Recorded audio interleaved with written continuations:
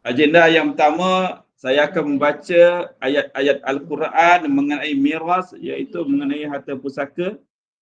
Jadi ayat-ayat mawaris ini terkandung dalam surah An-Nisa ayat 11, ayat 12 dan ayat 176. Bismillahirrahmanirrahim.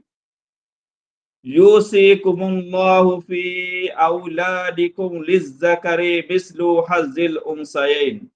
Allah perintahkan kepada kamu mengenai pembahagian harta pusaka untuk anak-anak kamu, iaitu bahagian seorang lelaki menyamai bahagian dua orang anak perempuan.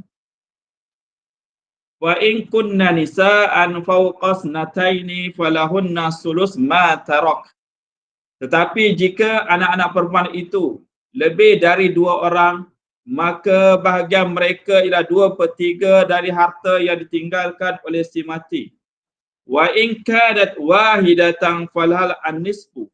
Dan jika anak perempuan itu seorang sahaja, maka bahagian mereka ialah 1/2 daripada harta yang ditinggalkan oleh si mati. Wali abawaihi likulli wahidin minhumas sudus mimma taraka in kana lahu walad. Dan bagi ibu bapa si mati, tiap-tiap seorang dari keduanya 1/6 dari harta yang ditinggalkan oleh si mati. Dengan syarat jika si mati itu mempunyai anak. Fa illam yakul lahu walad wa warisahu abawahu fali ummihi as-sulus. Fa in kana lahu ikhwatun fali ummihi as-sudus. Tetapi jika si mati tidak mempunyai anak, sedang yang mewarisinya hanyalah kedua ibu bapanya, maka bahagian ibunya ialah 1/3. Kalau pula si mati itu mempunyai beberapa orang saudara, yakni adik-beradik, maka bahagian ibunya ialah 1/6. Min ba'di wasiyatin yusi biha audain aba'ukum wa abna'ukum la tazaruna ayyuhum aqrabu lakum naf'a faridatan minallah innallaha kana aliman hakim. Pembahagian itu sesudah diselesaikan wasiat yang telah diwasiatkan oleh si mati dan sesudah dibayarkan hutangnya, ibu bapa kamu dan anak-anak kamu, kamu tidak mengetahui siapa di antaranya yang lebih dekat serta banyak manfaatnya kepada kamu mengenai pembahagian harta pusaka dan penentuan bahagian masing-masing seperti yang diterangkan itu ialah satu ketetapan daripada Allah. Sesungguhnya Allah adalah Maha mengetahui lagi Maha bijaksana. Ayat yang ke-12 surah An-Nisa. Walakum nisfu ma taraka azwajukum illam yakul lahunna walad. Dan bagi kamu, iaitu si suami, 1/2 dari harta yang ditinggalkan oleh isteri-isteri kamu, jika mereka, yakni isteri-isteri itu tidak mempunyai anak. Tetapi fa in kana lahunna walad falakum ar-rubu' mimma tarakna. Tetapi jika isteri-isteri mereka itu mempunyai anak, maka bahagian suaminya ialah 1/4 daripada harta yang telah mereka tinggalkan. Min ba'di wasiyatin yusina biha audain. Sesudah ditunaikan wasiat mereka, sesudah ditunaikan wasiat yang mereka wasiatkan dan sesudah dibayarkan hutang-hutang mereka. Walahunna ar-rubu', dan bagi mereka iaitu isteri-isteri pula akan mendapat ar-rubu', iaitu mendapat 1/4 daripada harta yang kamu tinggalkan. Mimma taraktum illam yakul lakum walad. Maka bagi mereka, yakni isteri-isteri pula akan mendapat 1/4 daripada harta yang kamu tinggalkan jika kamu tidak mempunyai anak. Wa in kana lakum walad, jika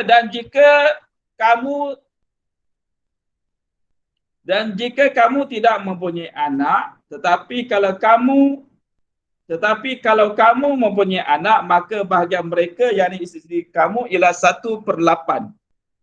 Fa in kana lakum walad falahunna as-sumus. Maksud di sini ialah jika kamu mempunyai anak, jadi bahagian isteri-isteri kamu ialah 1/8 daripada harta yang kamu tinggalkan. Mimma taraktum min ba'di wasiyatin tusuna biha au dain, sesudah ditunaikan wasiat yang kamu wasiatkan dan sesudah dibayarkan hutang-hutang kamu. Wa in kana rajulun yurasu kalalah, dan jika si mati sama ada lelaki dan perempuan, dia meninggal dunia tidak ada waris, tidak ada anak dan tak ada bahagian usul, tak ada bapa, itu dinamakan kalalah. Walahu akhun au ukhtu falikullin wahidin minhuma as-sudus. Dan jika si mati sama ada lelaki atau perempuan yang tidak meninggalkan anak atau tidak meninggalkan bapa, dia cuma ada meninggalkan seorang saudara lelaki seibu atau saudara perempuan seibu, maka tiap-tiap seorang daripada keduanya mendapat 1/6. Fa in kanu aksara min zalika fahum syuraka'u fis sulus.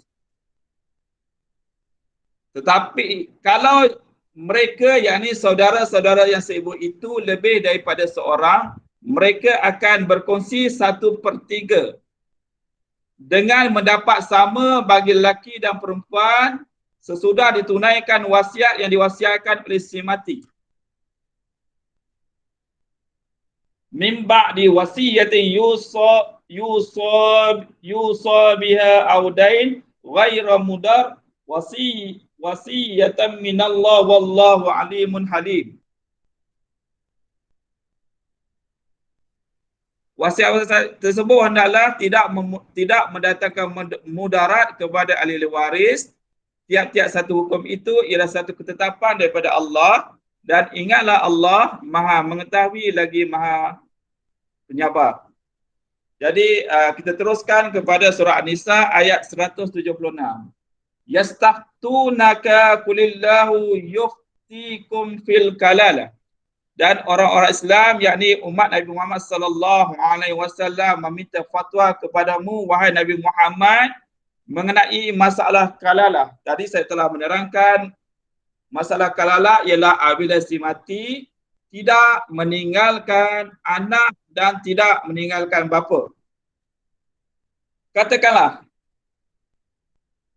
ini meru'u halaka laisa lahu waladun wala.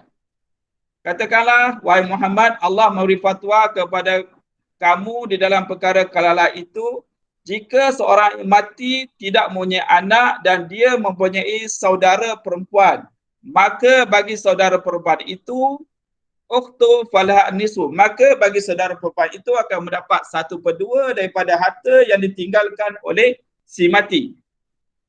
Walahu ukhtun falaha nisfu ma tarak wa huwa yarisuha illam yakul laha walad fa in kana tasnataini falahumas sudasan mimma tarak. Dan ia pula saudara lelaki itu akan mewarisi semua harta saudara perempuannya. Jika saudara perempuan itu tidak mempunyai anak, kalau pula saudara perempuan itu 2 orang, maka keduanya akan mendapat 2/3 daripada harta yang ditinggalkan oleh si mati. Wa in kanu ikhwatun rijalan wa nisaan faliz zakari mislu hazzil unsayin yubayyinallahu lakum an tadillu wallahu bikulli syai'in alim. Dan sekiranya mereka, yakni saudara-saudara itu ramai, lelaki dan perempuan, maka bahagian seorang lelaki itu menyamai bahagian 2 orang perempuan. Allah menerangkan hukum itu kepada kamu supaya kamu tidak sesat, dan ingatlah Allah Maha mengetahui dan akan tiap-tiap sesuatu. Jadi sebelum saya menyerahkan majlis ini kepada Ustaz Azmi, saya akan baca asbabun nuzul ataupun sebab turunnya ayat yang ke-11. Di mana satu hadis yang telah diriwayatkan oleh Imam Bukhari dan Imam Muslim menyatakan bahawa sebab turunnya ayat 11 surah An-Nisa ialah di mana isteri Sa'ad bin Rabi'. Sa'ad bin Rabi' ini merupakan seorang sahabat yang telah gugur syahid dalam peperangan Uhud. Isteri Sa'ad bin Rabi' ini telah datang berjumpa dengan Rasulullah sallallahu alaihi wasallam dengan membawa bersamanya kedua anak perempuannya berjumpa dengan Rasulullah sallallahu alaihi wasallam. Maka isteri Sa'ad berkata, "Wahai Rasulullah sallallahu alaihi wasallam, ini adalah dua orang anak perempuan daripada syuhada perang Uhud, iaitu yang bernama Sa'ad bin Rabi'. Bapanya yang bernama Sa'ad bin Rabi' telah mati syahid bersama engkau dalam peperangan Uhud. Sedangkan apabila Sa'ad bin Rabi' ini telah gugur mati syahid dalam peperangan Uhud, bapa saudara ataupun adik bapa saudara kepada Sa'ad ni telah mengambil semua hartanya. Maka bapa saudaranya tidak meninggalkan harta apapun kepada keduanya. Sedangkan kedua-duanya, yakni anak Sa'ad bin Rabi' ni tidak akan berkahwin melainkan dengan hartanya. Maka Rasulullah sallallahu alaihi wasallam bersabda, Allah Ta'ala telah menentukan hukum dalam perkara yang demikian, maka turunlah ayat mawaris, iaitu yusikumullahu fi auladikum lizzakari mislu hazzil unsayain. Kemudian Rasulullah sallallahu alaihi wasallam telah mengutus seseorang kepada bapa saudara kedua anak perempuan itu untuk memberikan kepada kedua anak perempuan Sa'ad bin Rabi' sebanyak 2/3 daripada harta peninggalan Sa'ad, dan kepada ibunya iaitu kepada isteri Sa'ad 1/8, dan harta yang berbaki itu diberikan kepada bapa saudara kepada kedua anak perempuan itu. Dan asbab nuzul bagi ayat 176 surah An-Nisa ialah berkaitan dengan ada seorang sahabat Rasulullah sallallahu alaihi wasallam telah menyatakan bahawa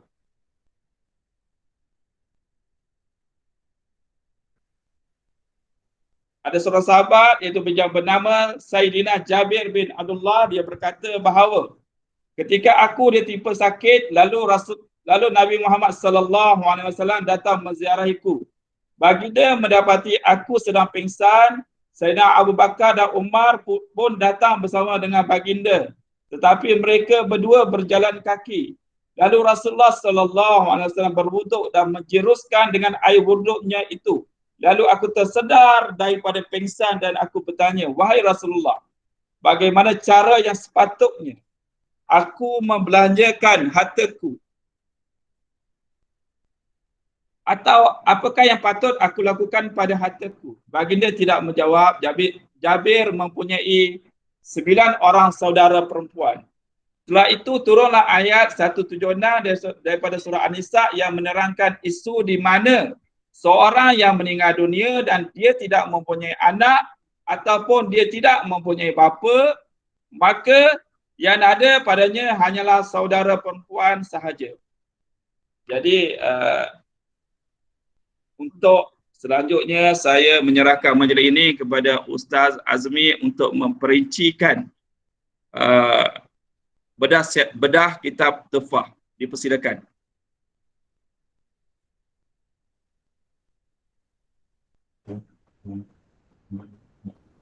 Assalamualaikum warahmatullahi wabarakatuh.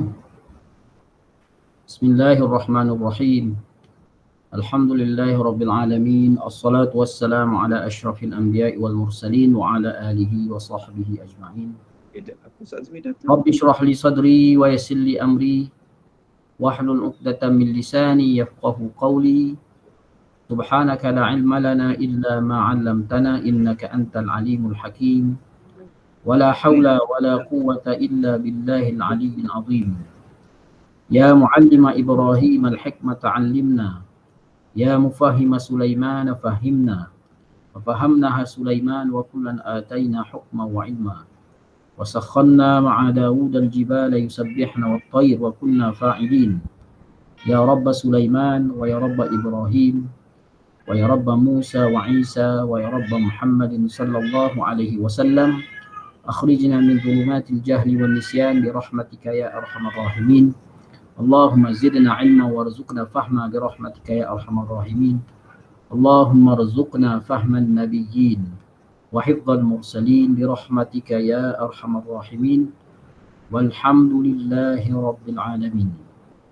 Alhamdulillah, pertama sekali marilah sama-sama kita merafakkan kesyukuran kita kepada Allah Subhanahu Wa Taala kerana mengizinkan kita semua untuk mengadakan pertemuan kali kedua dalam sesi mudzakarah ataupun diskusi ilmu faraid, ya, berpandukan teks kita iaitu kitab At-Tuhfatus Saniyah, ya. Alhamdulillah, terima kasih diucapkan kepada Al-Fadil Ustaz Radhi kerana telah membacakan 3 ayat Al-Quran, 3 potong ayat Al-Quran yang menjadi teras dan rujukan utama kita lah di dalam ilmu faraid, ya. 3 ayat yang telah dibacakan tadi, yang pertamanya ayat yang ke-11, ya, ayat yang ke-12 dan ayat yang ke-176 dari surah An-Nisa, iaitu surah yang keempat di dalam Al-Quran yang menceritakan dengan detail secara mufassal, ya, tentang pembahagian pusaka. Sebelum turunnya 3 ayat itu, Allah Subhanahu Wa Taala menurunkan ayat pusaka secara mujmal, secara umum, secara ringkas, iaitu antaranya ayat yang ke-7 dari surah An-Nisa yang berbunyi ba'da a'udzu billahi minasyaitonir rajim lirrijali nasibum mimma tarakal walidani wal aqrabun walidnisa'i nasibum mimma tarakal walidani wal aqrabun mimma qalla minhu aw kathur nasiban mafruḍa.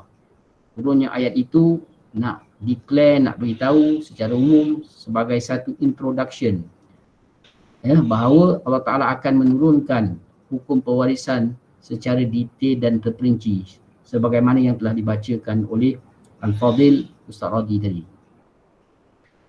Jadi ketiga-tiga ayat mufassal yang telah dibacakan oleh Al-Fadil Ustaz Radhi tadi, kalau bolehlah kita sebagai penuntut ilmu, talibul ilm, lebih-lebih lagi kita juga adalah muallim, mudarris, ya, yang mengajar murid-murid kita di sekolah, ya, maka perlulah, ya, sebaik mungkin kita cuba hafal walaupun tidak ada di dalam buku teks. Saya tak ada dalam buku teks ayat tersebut, ya, disebabkan barangkali ruang yang diberikan untuk tajuk itu sangat sempit, ya, dalam buku teks hanya beberapa halaman saja, maka tidak dimasukkan ayat-ayat itu, ya. Walau bagaimanapun, pada hemat saya sebagai seorang guru dan juga penuntut ilmu faraid, maka kita seboleh mungkin hafal ayat tersebut, cuba fahamkan maksudnya kerana dia menjadikan kita mudah, ya, untuk memahami ilmu ini. Kerana kalau kita lihat ayat yang ke-11 tadi, dia menceritakan tentang pewarisan furu', iaitu tentang anak, sama ada anak lelaki dan perempuan. Yang mula-mula sekali kan, yusikumullahu bi auladikum lidzakari mithlu hadzil unthayain, itu adalah waris si mati. Kalau si mati itu meninggalkan anak lelaki dan anak perempuan, ya. Kemudian kalau hanya ada anak perempuan saja seorang, berapa bahagian dia? Dan seterusnya kalau anak perempuannya itu 2 orang ataupun lebih tanpa ada anak lelaki. Kemudian diterangkan tentang pembahagian, ya, pembahagian kepada kedua ibu bapa. Disebutkan kedua ibu bapa itu sudus kan, ya, sekiranya si mati tadi ada meninggalkan, ya, anak, ya, ataupun farak waris, ya, dan begitulah seterusnya ayat yang ke-11. Manakala ayat yang ke-12 menceritakan tentang waris, ya, tentang waris saudara kepada si mati, iaitu saudara seibu, sama ada lelaki ataupun perempuan, ya, di mana hak mereka itu adalah sama saja, ya. Adik-beradik si mati, saudara si mati, sama ada lelaki ataupun perempuan yang seibu dengan si mati, maka bahagian mereka adalah 1/6 kalau seorang, dengan syarat si mati tidak ada meninggalkan farak waris, ya, dan tidak ada meninggalkan waris usul lelaki dan ke atas. Di situ kita nampak ya bagaimana dalam setengah keadaan lelaki dan perempuan sama saja bahagian dia, iaitu dalam keadaan si mati hanya meninggalkan saudara-saudara lelaki dan perempuan yang seibu. Tanpa mengira jantina, hak mereka sama. Lizzakari mithlu al-unsa. 1/3 akan dikongsi sama rata tanpa mengira jantina. Ini menjadikan hujah bahawa hukum pusaka Islam itu bukanlah dia hanya berat kepada orang lelaki, bias kepada orang lelaki. Hanya beberapa keadaan sahaja lelaki itu mendapat bahagian bersamaan dengan dua bahagian perempuan, iaitu apabila si mati tadi meninggalkan anak lelaki dan anak perempuan, ataupun si mati meninggalkan cucu lelaki daripada anak lelaki bersama dengan cucu perempuan daripada anak lelaki. Keadaan yang ketiga apabila si mati hanya meninggalkan adik-beradik, seibu sebapa atau sebapa lelaki dan perempuan. Sekiranya mereka itu berpasangan dengan pasangan masing-masing, maka lelaki akan mendapat 2 berbanding dengan perempuan dapat 1 lah. Jadi isu yang besar di dalam ilmu faraid ini sebenarnya kalau kita lihatlah pada zaman sekarang ini ramai di kalangan masyarakat kita yang tidak memahami konsep keadilan yang terdapat di dalam ilmu faraid ini, sehingga kalau kita lihat sebenarnya masyarakat kita mereka lebih cenderung untuk mengagihkan harta pusaka itu mengikut kaedah muafakat ataupun sama rata. Bagaimana yang barangkali sebelum ni saya pernah jelaskan, terdapat satu kajian yang membuktikan di suatu negeri lah di Malaysia ini dalam tahun 90-an dibuat kajian, hanya 27.2% kalau tidak saya daripada responden yang berjumlah 200 lebih lah dalam kajian tersebut memilih untuk menggunakan kaedah pembahagian faraid untuk agihan pusaka. Yang selebihnya mereka memilih untuk pembahagian secara sama rata dan muafakat. Walaupun tidak salah sebenarnya kalau cukup dengan syaratnya. Boleh sahaja agihan itu dibuat mengikut kaedah muafakat ataupun sama rata. Tetapi barangkali pada pendapat saya, ketidakfahaman masyarakat kita tentang keadilan yang terdapat di dalam hukum Allah ini menyebabkan mereka itu membelakangkan faraid. Banyak berlaku kes-kes di dalam masyarakat kita di mana mereka terus sahaja membuat agihan harta pusaka tersebut mengikut muafakat. Apabila ditanya kepada mereka, berapakah bahagian faraid waris si Anu bin si Anu, dia tak boleh jawab. Sepatutnya setiap waris tersebut kena tahu berapa bahagian faraid masing-masing, berapa jumlah harta yang sepatutnya didapat. Bila dah tahu bahagian faraid, barulah mereka bolehlah bermesyuarat melepaskan bahagian, nak buat pembahagian secara sama rata, muafakat dan sebagainya. Jadi tak lain dan tak bukan masyarakat kita perlu didedahkan sejak daripada awal lagi, dari peringkat sekolah lagi, supaya mereka itu ada kefahaman tentang ilmu faraid. Mereka kena sedar bahawa ilmu faraid ini penting dan hukum mengagihkan pusaka mengikut hukum faraid itu adalah wajib, kena dahulukan. Baik, insya-Allah pagi ini kita sebagaimana yang dijanjikan kita akan sambunglah pembacaan kitab At-Tuhfatus Saniyah. Saya akan bentangkan dia akan present.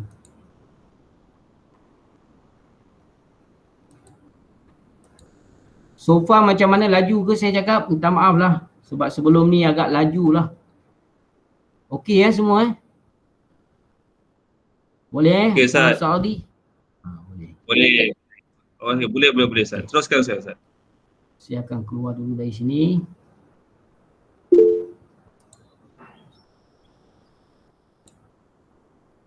So nampak paparan di laptop saya sekarang Semua boleh nampak kan? Nampak Ustaz, jelas. Saya buka kitab dia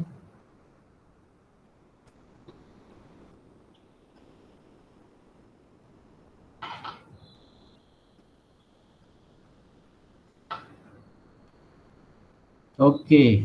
Ni paparan dia. Kalau tak ni saya besarkan lagi jap.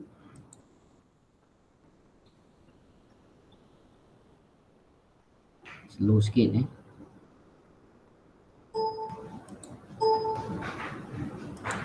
Okay.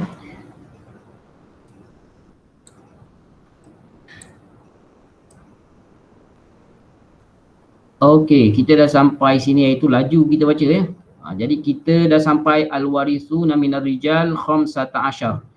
Baik, kalau mengikut rancangan aktiviti kita hari ini, saya merancang langkah yang seterusnya iaitu mengimbas kembalilah 25 waris faraid. Ada 15 lelaki dan 10 perempuan Ini terdapat dah di dalam kitab kita ni, dituliskan secara ringkas saja tanpa huraian lah jadi kalau boleh kita minta lah beberapa orang peserta kita dengan sukarela lah. Kalau boleh 2 orang, 3 orang lah sukarela untuk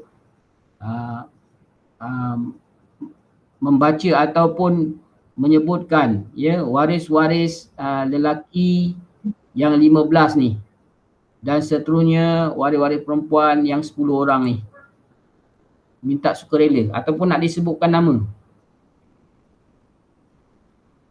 Ustaz Azmin, saya cadangkan Ustaz Abdul Ghani. Ustaz Abdul Ghani. Ustaz Abdul Ghani ada dalam ni. Seganan lah. Dia ada kat sini. Patut dia kena bentang ni. Syekh Abdul Ghani. Ya Allah. Tafadhal. Ada tak dia? Ya, Assalamualaikum Ustaz. Baru masuk link. Tak tahu ujung pangkal lagi ni Ustaz. Ujung pangkal tak tahu, tengah-tengah tahu. Cakap yang tengah-tengah je lah. Ya Allah Akbar. Ustaz, bagi peluang orang lain Ustaz. Saya baru masuk link. Okey, bagi peluang orang lain.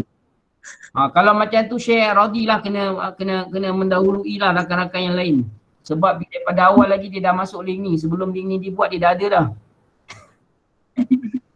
Okey, saya cuba Ustaz. Okey, ya Allah, tafadhal.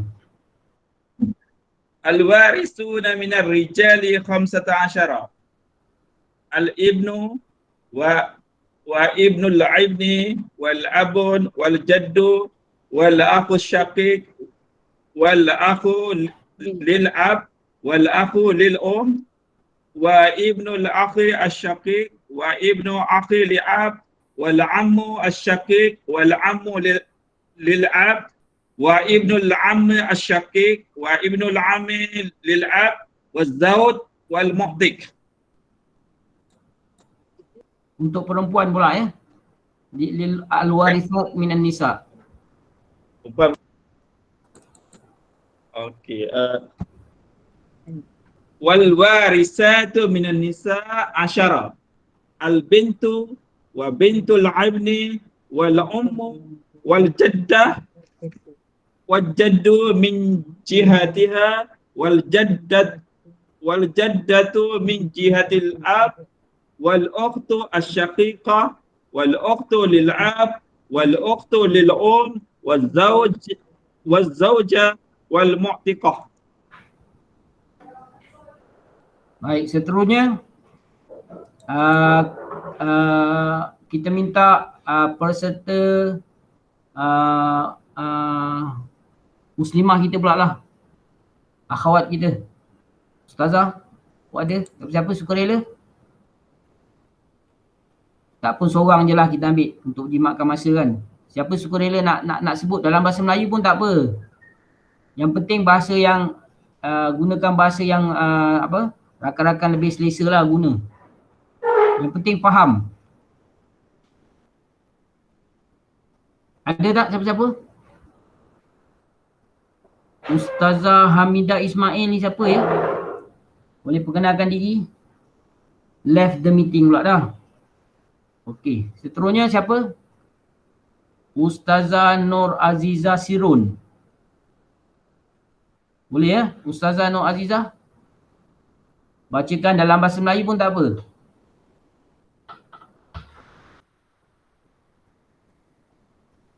Tak ada respon Minta seorang lah. Ustazah Samsidah binti Ismail. Ada tak Ustazah Samsidah? Cuma segan Saya baru dengar minggu ni Ustaz. Baru dengar minggu ni ya. Kalau macam tu. Dengar minggu pertama. Oh, minggu pertama Dengan minggu ni. Dah betul tak ada apa. Saya minta maaf lah Ustaz. Saya dengar ni tapi saya tak tahu. Tak berapa faham. Okey. Jadi maknanya dalam ilmu faraid ni perkara yang penting ni kalau boleh kita hafal ni waris-waris yang 25 orang ni. 15 daripada lelaki, 10-nya daripada perempuan. Ini semua 25 waris ini disepakati oleh ulama bahawa mereka ini adalah waris yang berhak menerima pusaka. Jadi maknanya bila berlaku sesuatu kematian ya, kalaulah misalan kata semua waris ini biasanya maksimum 23 orang, dia tak boleh jadi sampai 25 orang sebab ada suami dan isteri, begitu juga dengan mu'tik dengan mu'tikah kan, lelaki dan perempuan, dia paling maksimum pun 23 orang. Jadi bila berlaku semua waris itu ada, seseorang meninggal dunia meninggalkan 23 waris ini, maka adakah semua waris-waris ini akan mewarisi harta pusaka? Maka jawabnya tidak. Hanya waris yang paling hampir, yang paling dekat dengan si mati sahaja yang akan mewarisi. Siapa mereka itu? Ini. Idza ijtama'a kullu dzukuri fal warithuna minhum thalathah. Ya. Apabila berhimpun semua waris lelaki 15 orang tadi dalam sesuatu masalah, maka yang mewarisinya ada 3 orang sahaja, iaitu al-ab, bapa, wal ibnu, anak lelaki, wazauju, suami kepada si mati. Kalau si mati itu perempuan lah. Ya. Baik. Wa idza ijtama'a kullul inath fal warithatu minhunna khamsun. Kalaulah misalnya di dalam sesuatu kes kan, masalah seorang itu meninggal dunia, waris dia semua perempuan, yang 10 orang ni, yang lelaki semua tak ada, yang ada ini saja. Al-bintu wa bintul ibni, kan, anak perempuan daripada anak lelaki, ibu, nenek dari sebelah ibu ataupun nenek dari sebelah bapa, adik-beradik perempuan seibu sebapa, adik-beradik perempuan sebapa, adik-beradik perempuan seibu, isteri dan juga puan yang memerdekakan hamba. Adakah semua 10 orang ini akan dapat? Maka jawapannya tidak. Yang dapat hanyalah 5 orang sahaja daripada mereka. Siapakah mereka itu? Ya, mereka yang 5 orang itu ialah al-bintu, anak perempuan, wa bintul ibni, cucu perempuan dari anak lelaki, isteri, zaujah, ibu, dan juga adik-beradik perempuan seibu sebapa. In case hanya waris perempuan saja yang 10 orang. Tetapi kalau waris yang ditinggal itu semua ya, semua 23 orang tadi, kerana kita mengambil kira salah seorang isteri atau suami ataupun salah seorang daripada mu'tik ataupun mu'tikah yang hidup. Maka ada 23 waris yang mewarisi hanyalah 5 orang sahaja, iaitu ibu, bapa, salah seorang daripada pasangan suami isteri dan juga anak lelaki dan anak perempuan, iaitu ibn dan bin. Di sini diterangkan wa idza ikhtalata, dan apabila bercampur az-zukur wal inas, semua waris lelaki dan perempuan tadi, fayarisu minhum khamsah, yang akan mewarisi harta pusaka hanya 5 orang sahaja. Yang waris yang lain selain daripada 5 orang itu terdinding, dia terhijab kerana ada waris utama yang lebih hampir dengan si mati, iaitu bapa, ibu, anak lelaki, anak perempuan dan salah satu daripada pasangan suami isteri, iaitu wa ahaduz zaujain. Wa'lam, ini tajuk kita pada pagi ini. Wa'lam, dan ketahuilah, in annal furudal mazkurata fil Qur'ani sittah. Ya, fardu-fardu yang disebutkan di dalam Al-Quran itu sittatun, ada 6. Apakah yang dimaksudkan dengan fardu? Di dalam ilmu faraid, al-fardu jamaknya al-furud bermaksud nasibun muqaddarun syar'an, nasibun minat tarikati muqaddarun syar'an. Maksud dia apa? Fardu itu menurut istilah ilmu faraid. Bila kita belajar ilmu faraid, guru faraid kita sebut fardu. Bukan sebagaimana yang kita faham di dalam ilmu usul fiqh ataupun ilmu fiqh, iaitu buat dapat pahala, tinggal berdosa. Dia sama maksud dengan wajib, kan? Tetapi di sini lebih khusus lagi, maksud dia al-fardu itu ialah bahagian, nasibun, bahagian minat tarikah, daripada harta peninggalan si mati, iaitu harta pusaka.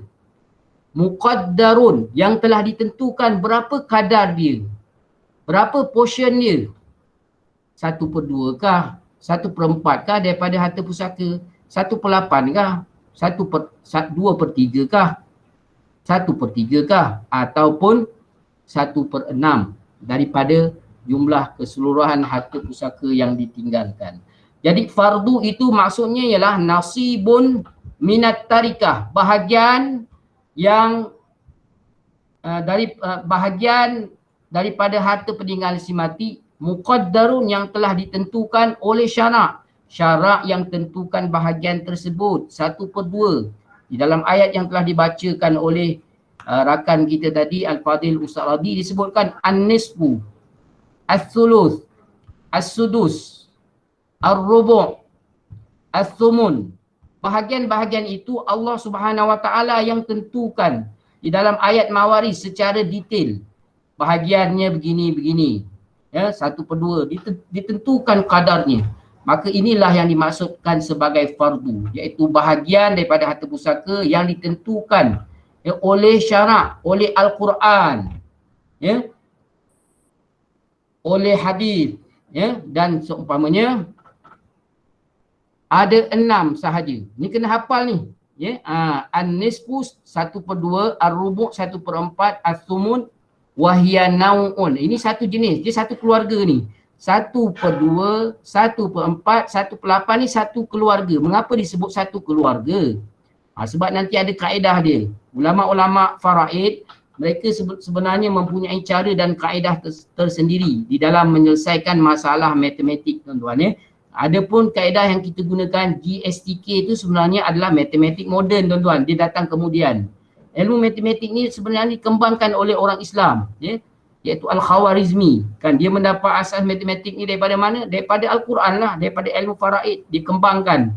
Ya, hebat, ya, ilmu faraid ni, tuan. Dia membawa satu kemajuan, ya, di dalam perkembangan keilmuan dan ketamadunan, ya, umat Islam dan seluruh manusia, ya, sejak daripada awal dahulu, ya, sehinggalah ke zaman kini, tuan-tuan, ya.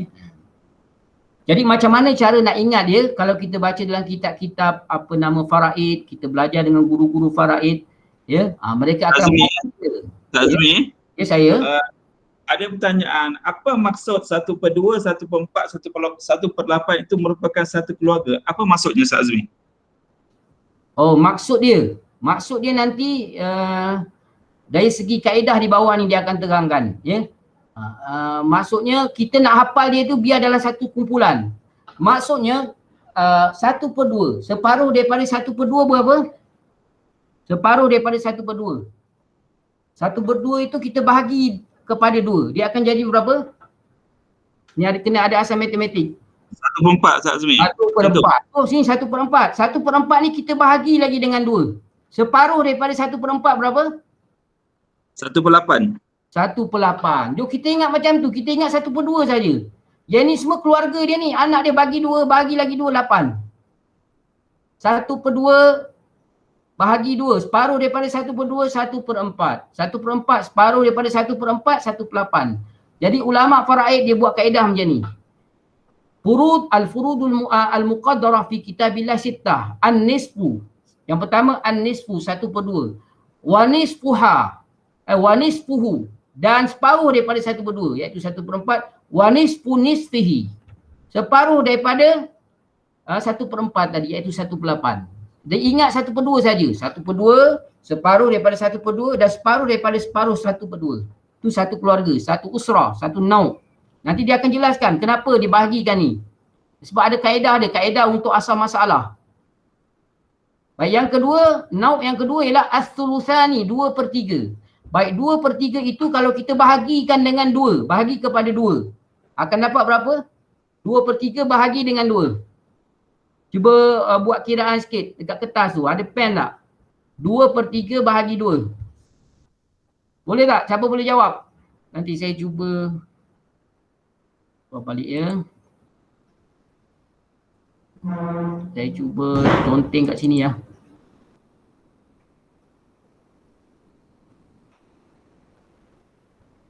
Okey.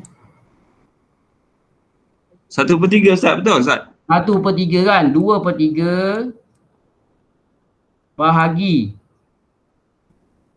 1/2 kan? Kita belajar matematik dulu kena, kalau bahagi, kita kena silang kan, terbalik kan, darab 2 ni terbalik kan, 1/2 dia akan jadi 2/1 kan. So dia akan jadi,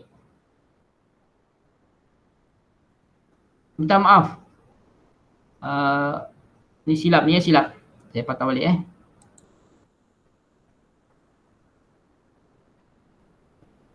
2/3 bahagi 2, iaitu bagi 2/1 lah kan. Sama dengan 2/3 darab 1/2. So dia akan jadi 2/6 kan. Ataupun kita simplifykan dia, ringkaskan dia, dia akan jadi 1/3. So 2/3 bahagi dengan 2, dia akan dapat 1/3. Baik, 1/3 pula, kalau kita bahagikan dengan 2. 1/3 bahagi dengan 2. Tengok 1/3 bahagi dengan 2 berapa tuan-tuan? Rakan-rakan?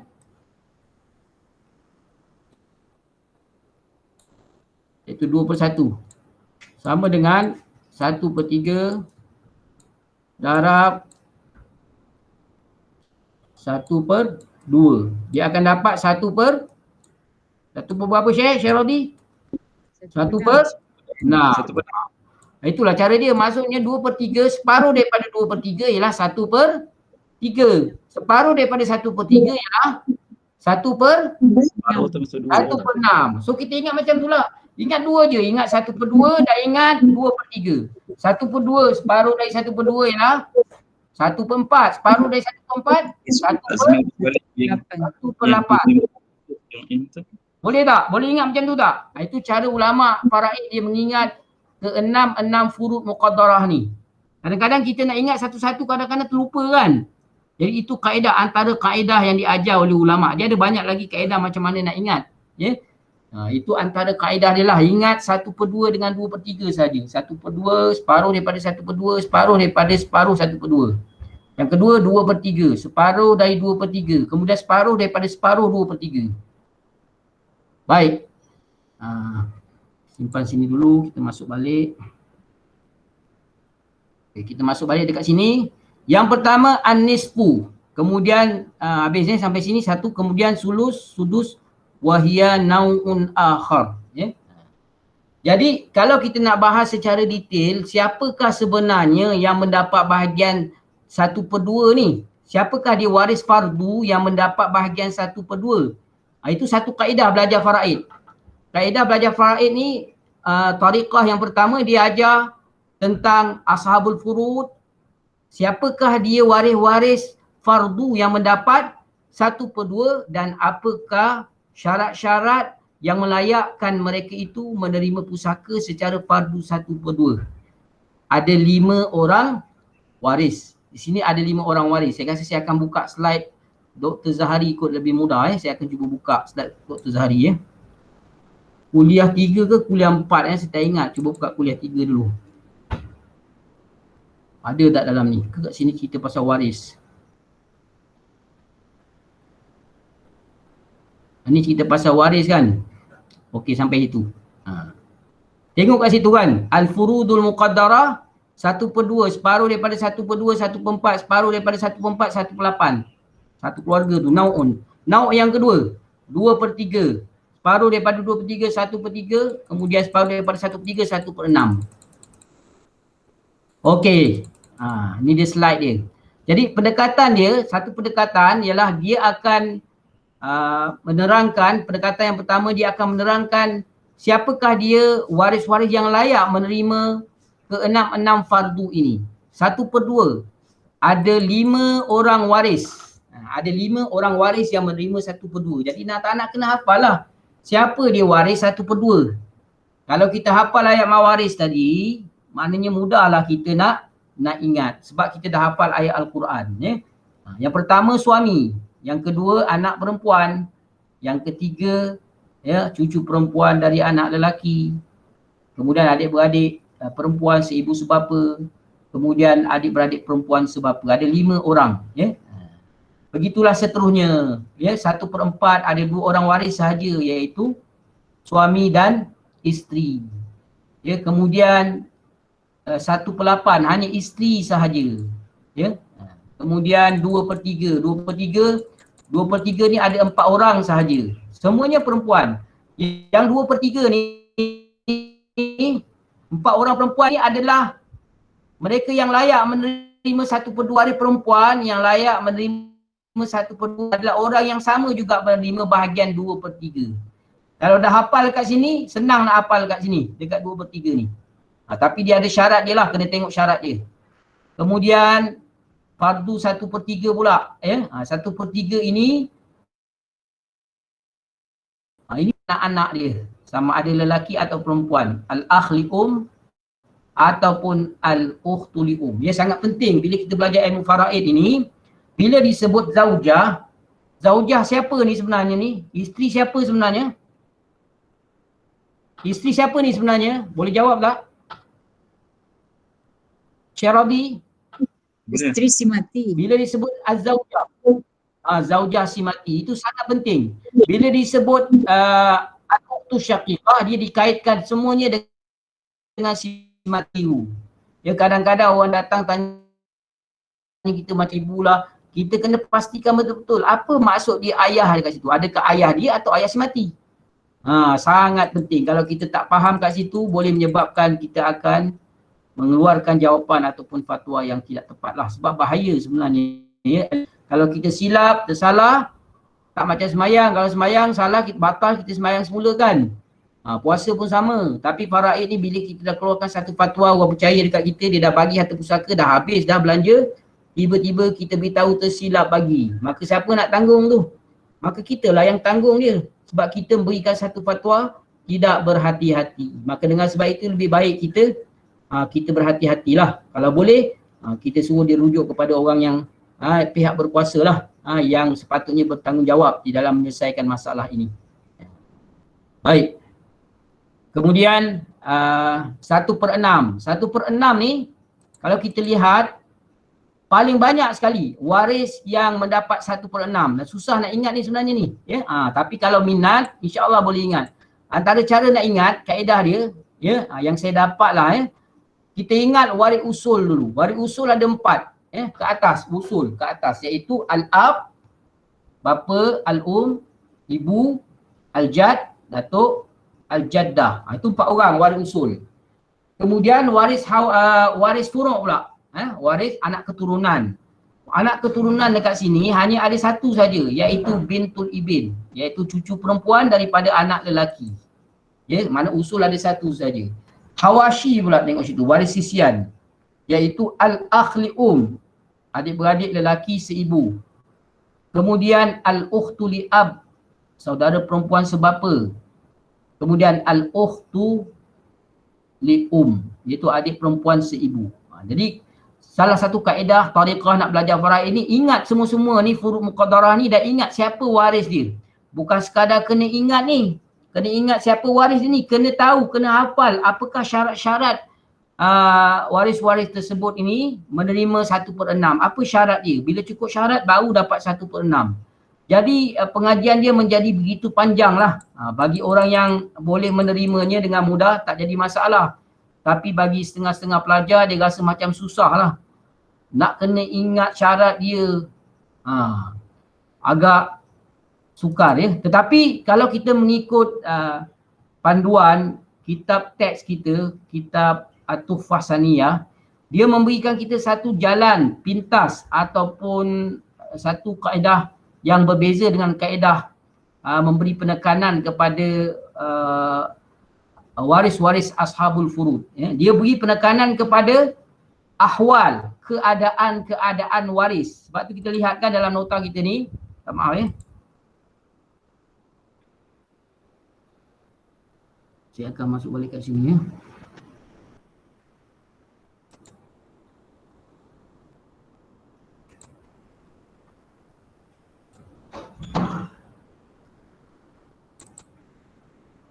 Okey, kalau kita pergi dekat nota kita ni, silap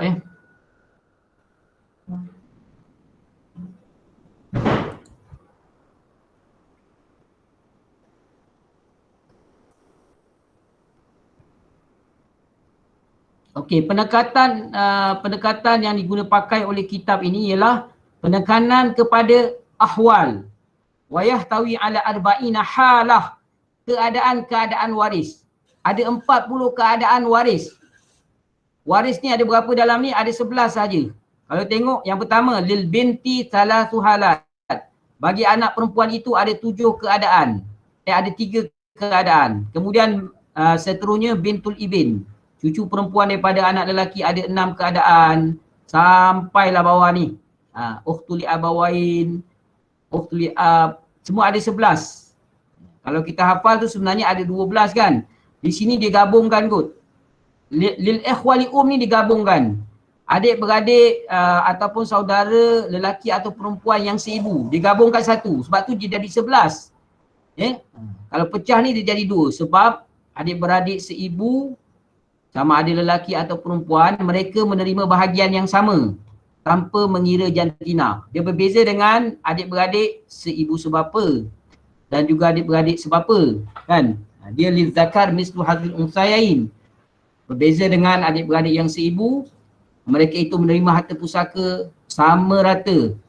Lizzakari mithlu hadzi al-unsa. Lizzakar mithlu al-unsa. Dia sama tanpa mengira lelaki ataupun perempuan. Jadi mengapa ada 11? Persoalan dia sekarang kat sini, kenapa 11 sahaja? Mengapa dia tidak masukkan ibn, ibnu ibn, apa lagi? Akhun syaqiq.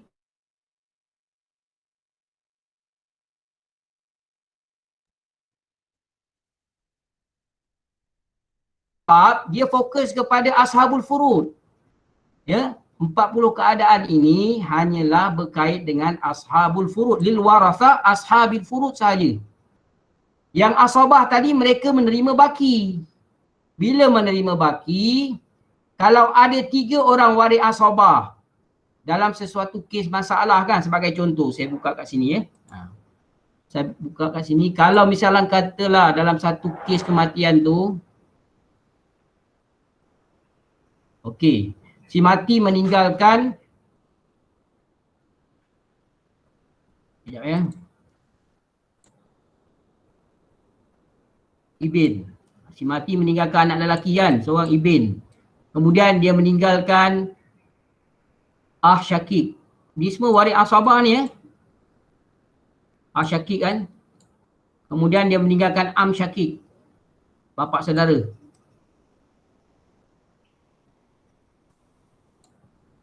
Okey. Adakah ketiga-tiga orang waris ni akan dapat bahagian dia? Sebab semua ini adalah waris asabatun bin nafsi. Minta siapa-siapa jawab. Adakah ketiga-tiga waris ini akan dapat pusaka? Tidak Ustaz. Tidak. Hanya yang paling hampir sahaja. Berdasarkan hadis Nabi, kan? Alhiqul fara'idha bi ahliha. Hendaklah kamu membahagikan harta pusaka itu kepada ashabul furud. Orang yang telah ditentukan bahagian mereka itu secara jelas, secara tetap, secara pasti di dalam Al-Quran. Kemudian kalau ada baki, fama baqiya, kalau ada baki, fahuwa li aula rajulin zakar, maka hendaklah diberikan baki tersebut kepada waris lelaki yang paling aula dengan si mati. Maksud yang paling aula di situ ialah yang paling hampir dengan si mati. Dalam kes ni siapakah yang paling hampir dengan si mati? Adakah anak lelaki ataupun adik-beradik lelaki seibu sebapa ataupun bapa saudara sebelah bapa yang seibu sebapa dengan bapa kita? Jawapannya ialah al-ibn akan dapat. Yang ni akan mahjub, dia terdinding kerana ada ibn.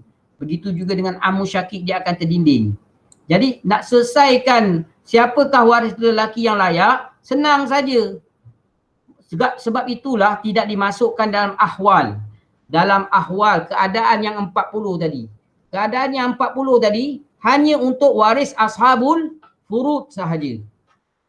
Yang ni, yang waris asabah ni, dia tak sebut pun dekat situ. Cuma dia terangkan di hujung Di hujung kitab tu dia akan cerita tentang babu tengok kat situ babul hajbi. Di bawah tu kan dia cerita tentang bab al-hajbu. Kat situ kita boleh cari detail lah, kita boleh fahamkan kat situ Jadi maknanya kalau kita dapat menguasai topik utama lah ya dalam ilmu faraid ini, yang pertama tentang muqaddimah, yang kedua siapa dia, apa maksud al-fardu, siapa dia ashabul furud, siapa dia waris asabah, dan kita faham konsep al-hajbu dengan betul, insya-Allah ya kita akan dapat menguasai ilmu faraid ini dengan mudah ya. Baik, dia jelas ya?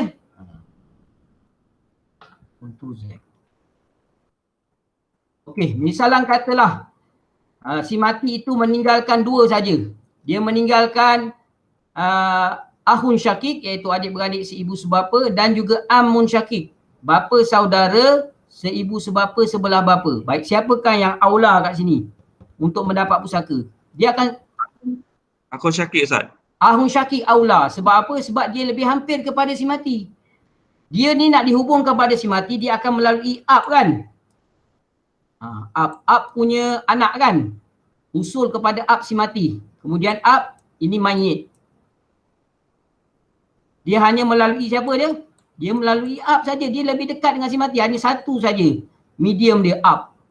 Sebaliknya kalau am ni, am syakik ini adalah ab kita punya ab. Ab punya ab. Bapa kita punya bapa. Kemudian baru dia pergi, anak dia. Anak bapa kita punya bapa punya anak. Dia melalui berapa orang, berapa medium kat situ, berapa wasitah.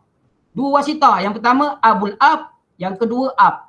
Maknanya am syakik ni lebih jauh berbanding dengan ah syakik. Ah syakik hendak dihubungkan kepada si mati hanya dengan satu medium saja, iaitu ab.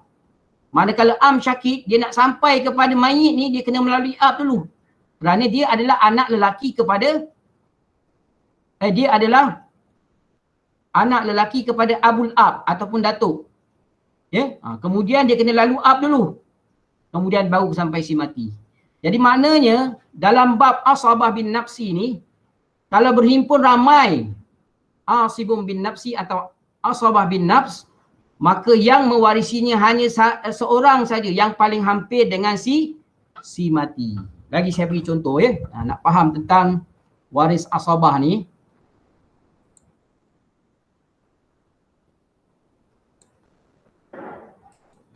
Baik, kalau si mati itu meninggalkan ab. Si mati meninggalkan ab lah, bapa kan. Kemudian dia meninggalkan ah syakik. Semua lelaki ni adik-beradik lelaki yang seibu sebapa dengan si mati. Kemudian dia meninggalkan siapa lagi ibnun.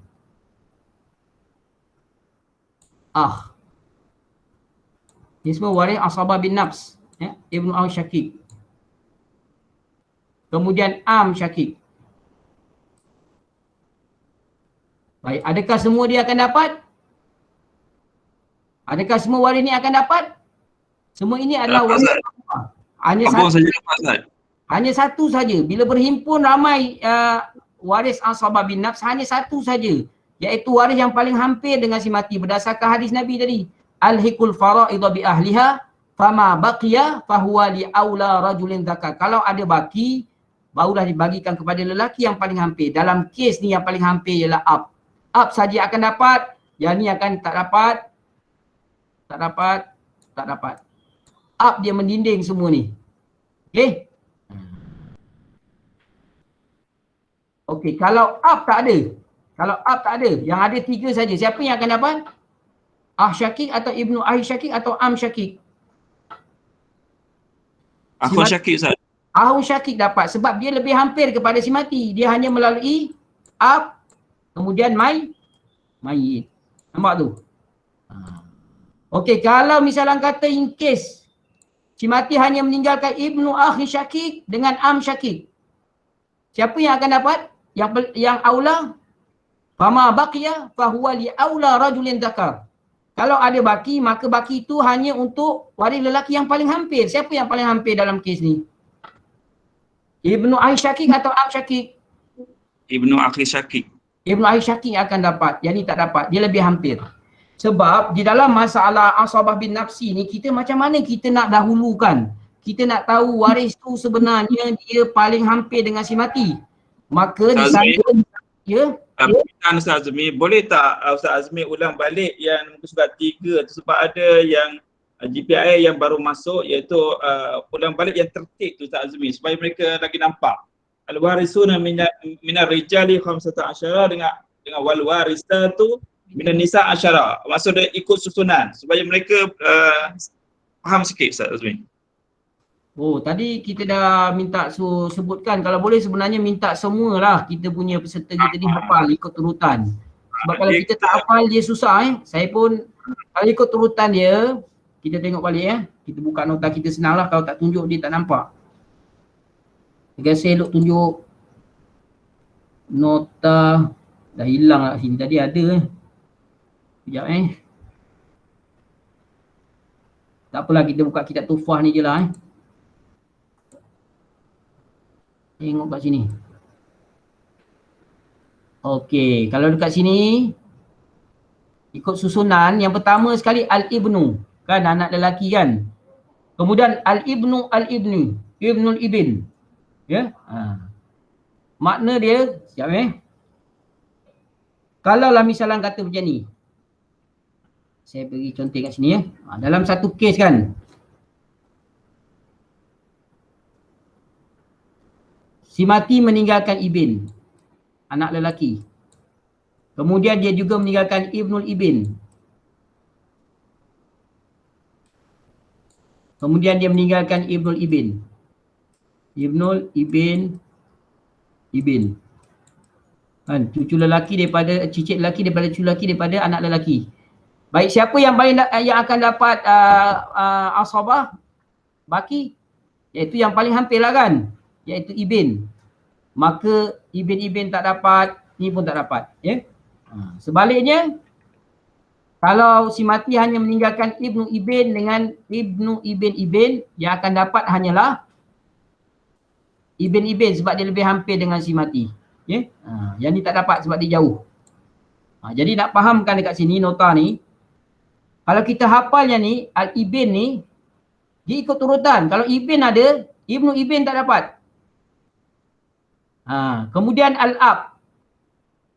Tapi kita kena ingat, bila ab ada, ibn ada, ibn akan dapat asabah, baki. Ab ni daripada asabah, sepatutnya dapat asabah, dia tak dapat asabah. Dia dapat kurang daripada asabah, dapat fardu 1/6 saja. Yang baki 5/6 tu akan dapat kepada ibn. Ibn lagi kuat dari sudut asabah dia. Tetapi dia tidak menghalang, dia tidak menghijab secara hijab hirman. Maksudnya bapa akan dapat. Sebab mengikut kaedah dalam bab al-hajbu, al-furu', waris furu', iaitu anak, dia tidak menghijab waris usul, bapa dan ke atas. Yang menghijab usul ialah usul. La yahjubul usul illa al-usul. Wa la yahjubul furu' illa al-furu'. Itu kaedah di dalam babul hajbi. Yang tu kita kena kuasai. Kalau misalnya kata waris usul yang jauh, contohnya ibnul ibn dengan ibn, dua-dua sama-sama, minta maaf, dua-dua waris furu' kan. Al-ibn waris furu' yang dekat dengan si mati. Ibnul ibn adalah waris furu' yang jauh. Dia bawah sikit, darjah dia lebih rendah berbanding dengan darjah ibn.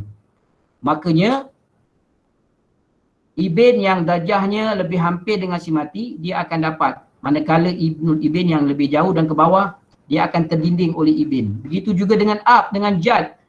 Ab dengan jad ni adalah waris furu'.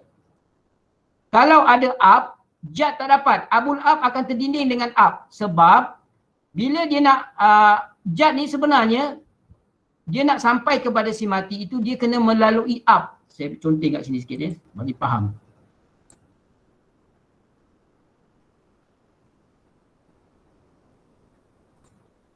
Okey. Ini mayit, saya beri cerita. Ini mayit si mati. Si mati punya apa? Ab kan? Kemudian ab punya ab. Kemudian ab punya ab. Abu Abil Ab. Baik. Bila seseorang itu meninggal dunia, dia meninggalkan ab. Dia meninggalkan ab. Bapa. Kemudian dia meninggalkan Abu Al-Ab. Datuk sebelah bapa kan, Abul Ab. Kemudian dia juga meninggalkan Abu Abi Al-Ab. Maka yang akan dapat seorang saja, iaitu bapa kan. Kerana apa bapa yang lebih berhak? Kerana dia lebih hampir dengan si mati. Berdasarkan hadis Nabi tadilah. Fama baqiya fahuwa li aula rajulin. Siapakah aula rajulin dalam kes ini? Iaitu bapa. Kerana kedudukannya, darjatnya yang lebih hampir dengan si mati. Jadi yang akan terdinding ialah Abul Ab. Begitu juga Abu Abil Ab pun tak dapat. Kerana telah didinding oleh Ab. Sebabnya, Abu Abil Ab yang ni, Abu Abil Ab ni, dia nak sampai kepada si mati ni, mayit ni, dia kena melalui Ab. Kalau Abul Ab ada, dia pun tak dapat juga.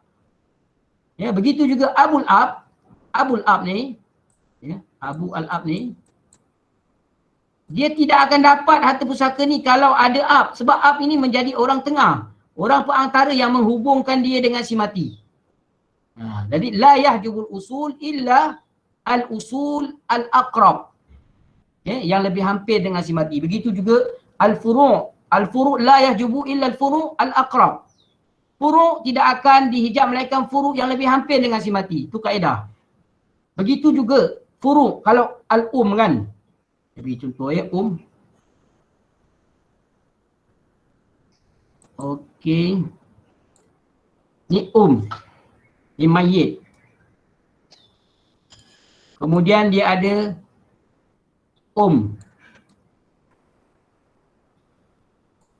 kemudian dia ada dia lagi. Kemudian ada lagi. Baik. Bila si mati itu meninggalkan ummil nenek sebelah ibu. Kemudian moyang sebelah nenek sebelah ibu. Adakah ketiga-tiga orang ini akan dapat? Maka jawabnya tidak. Hanya saja yang dapat kerana dia lebih hampir kepada si mati. Begitu juga dengan ummil tak dapat. Sebaliknya kalau lah misal kata tak ada, yang ada hanya dua orang waris saja, iaitu ummil dan maka yang akan dapat ialah ummil Yang ni akan mahjub. Itu secara ringkas lah. Nak cerita bab waris yang berhak dan siapa yang terdinding, siapa yang mendinding. Kemudian patah balik kat sini jadi maknanya al-ibnu al-ab wal jad wal akhu syaqiq. Ni semua waris asabah bin nafsi ni. Maknanya kalau si mati itu ada meninggalkan anak lelaki, ada meninggalkan bapa, semua ni al-akhu syaqiq, al-akhli ab, al-akhli semua belakang sampai hujung ni tak dapat. Kalau ada ibn, ada ibnu ibn, ada ab kan. Sampai tiga ni. Kalau tiga orang waris ni ada, yang ni semua bawah ni. Ahu syaqiq ni, semua ni sampai belakang ni tak dapat. Tiga. Tetapi kalau ada jad ada. Adakah jad ni berdinding ni semua ni? Sampai bawah ni. Khilaf ulama. Ada ulama mengatakan, sebagian sahabat mengatakan termasuk Abu Bakar As-Siddiq, jad ini mengambil tempat ab. Bila ab tak ada, bapa tak ada, jad ni macam ab. Sebagaimana ab ini mendinding semua waris-waris ni sampai bawah ni, maka begitu juga dengan jad. Jad mendinding semua waris ni. Itu mengikut pendapat siapa? Pendapat Abu Bakar As-Siddiq dan sebahagian sahabat. Yang mengikut pendapat ini ialah Al-Hanafiyah, mazhab Hanafi. Yang itu Ustaz Radi settlekan masalah kan. Itu adalah pendapat Sayyidina Abu Bakar dan sebahagian sahabat, termasuk antaranya kalau tak silap saya Abdullah ibn Umar, Sayyidatina Aisyah, dan beberapa orang lagi lah, ramai jugalah yang berpendapat demikian. Tetapi majoriti yang lain termasuk Sayyidina Ali, Abdullah ibn Mas'ud, lebih-lebih lagi Zaid bin Sabit. Sebab Zaid bin Sabit ni Rasulullah SAW mengakui sendiri bahawa beliau adalah para sahabat yang paling mahir yang paling alim di dalam ilmu faraid. A'lamuhum, para sahabat Nabi, afraduhum. Nabi sebut apa? Afraduhum Zaid bin Thabit. Ataupun afradukum Zaid ibn Thabit. Orang yang paling mahir di kalangan kamu tentang ilmu faraid ini ialah Zaid bin Thabit. Maka dengan sebab itu kita tak heranlah ya, fatwa ataupun ijtihad yang dikeluarkan oleh Imam Syafi'i kebanyakannya memang sama, selari dengan pendapat Zaid bin Thabit. Jadi dalam bab jad bersama dengan al-akhu syakik dan al-akh li'ab ni, dia ada satu topik perbahasan yang khusus. Jad dengan akhu syakik, dengan akh li'ab, dengan ukhtu syakik dan dengan ukhtu syakikah dan juga ukhtu li'ab, dia ada satu perbahasan yang khas. Mereka itu berkongsi pada bahagian tersebut dengan kaedah-kaedah yang tertentu. Dibahaskan dengan begitu detail dan sukar untuk diterangkan di dalam kuliah yang seperti inilah. Yang itu kita ada satu kuliah, satu daurah yang khusus untuk mirath ataupun pewarisan datuk bersama dengan al-akhu syakik dan al-akh li'ab, juga al-ukhtu syaqiqah dan juga al-ukhtu li'ab. Adapun al-akh lil-um dan al-ukhtu li'um, ulama bersepakat menyatakan bahawa jad, datuk iaitu abul ab dan ke atas, dia mendinding ni semua. Dia mendinding al-akh li'um dan al-ukhtu li'um. Al-ukhtu li'um di bawah ni. Itu ijma' ulama berdasarkan ayat kalalah tadilah, iaitu ayat 12 kan dari surah An-Nisa. Wa in kana rajulun yurathu kalalatan aw imra'atun, apa lagi sambungan dia? Wa in kana rajulun yurathu kalalatan aw imra'atun wa lahu akhun aw ukhtun falikulli wahidin minhuma as-sudus. Fa in kanu aktsara min dhalik fahum syuraka'u fi thuluth. Perkataan syuraka'u fi thuluth, mereka itu berkongsi sama banyak pada 1/3 sekiranya bilangan mereka itu 2 orang ataupun lebih tanpa mengira jantina. Jadi al-akhawat lil-um ataupun auladul ini dia lain, berbeza dengan adik-beradik seibu sebapa dan sebapa. Kebanyakan masalah faraid berlaku ialah pada masalah iaitu adik-beradik inilah, adik-beradik seibu ni. Banyak orang silap sebab biasanya lelaki perempuan, lelaki akan dapat lebih kan, perempuan kurang. Kat sini sama, pembahagian dia sama rata. Sama ada 1/6, 1/3 ataupun gugur dengan sebab adanya waris yang mendinding mereka. Siapakah waris yang mendinding al-ukhtu li'um ataupun ikhwatu li'um? Iaitulah far'ul waris mutlaqan, para waris secara umum semua sekali. Kemudian al-usulul mudzakkar, iaitu waris usul yang lelaki. Baik, seterusnya tengok lagi. Ibnul Akhi Syakik. Ibnul Akhi Syakik. Kalau ada ibn semua kat depan ni, Ibnul Akhi Syakik tak dapat. Begitu juga seterusnya. Kalaulah misalnya kata Ibnul Akhi Lil-Ab ada, Ibnul Akhi Syakik pun ada. Siapakah yang akan dapat pusaka? Yang akan dapat asabah, baki? Tengok, kita conteng kat sini. Okey. New. Okay, si mati meninggalkan ahu syakik, adik-beradik lelaki seibu sebapa. Seorang je. Kemudian dia juga meninggalkan adik-beradik lelaki sebapa. Li'ab. Baik. Siapakah yang layak untuk mendapat asabah baki pusaka? Hanya seorang saja. Siapa dia? Siapa yang lebih aula dalam situasi yang macam ni? Akhun syakik Ustaz. Akhun syakik. Sebab dia lebih hampir. Dia lebih hampir kepada si mati ke atau sama hampir? Cuba tengok. Cuba tengok. Akhun syakik, dia nak sampai kepada mayit, dia kena melalui siapa? Ab kan? Betul. Ab kan? Kemudian daripada ab akan pergi kepada mayit kan? Ada berapa orang antara dia? Ab. Satu je kan? Medium dia kan? Okey, ahli syakik ni ahli ab lah. Ahli ab. Dia nak sampai kepada si mati, Dia melalui siapa? Ab juga kan? Kemudian pergi kepada si mati. Jarak dia sama ke tak sama? Jarak dia sama. Kalau daripada sini nak pergi ke Ab ni 30 km, maka sini pun 30 km juga. Daripada Ab nak sampai ke mayit ni, katakanlah 30 km. Samalah 30 km. Jarak dia sama. Sama-sama kedudukan dia hampir. Sebab itu ulama faraid kata darjah dia adalah sama. Darjah jarak, masafah dia sama. Dari segi darjah qurb, darjah kehampiran dia dengan si mati sama. Cuma kelebihan yang ada pada akhu syakik, dia ini dihubungkan kepada si mati dengan dua jihah.